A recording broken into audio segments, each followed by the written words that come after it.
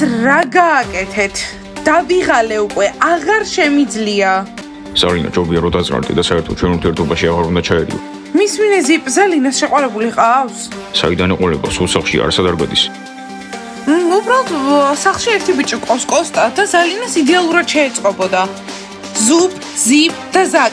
თუ არ გინდათ რომ თქვენი გოგოებიც ჩვენნაირები გახდნენ, მაშინ კარგად უნდა მომისმინოთ, გაიგეთ? ზიპ, ზალინას შეყვარებული სჭირდება. უბრალოდ შურს. კარგი, მაშინ ცოტა ხანი ივარჯიშეთ. ზიპ, ზალინა გაბრაზებულია. კარგი გოგოებო, წამოდით ვივარჯიშოთ და იცი რა ზალინა, თუ არ შეწყვეტ ასე მოქცევას, შენ დაიძინებ გარეთ. ხო, დაგვღალე. ძმებო, არ გამაბრაზოთ.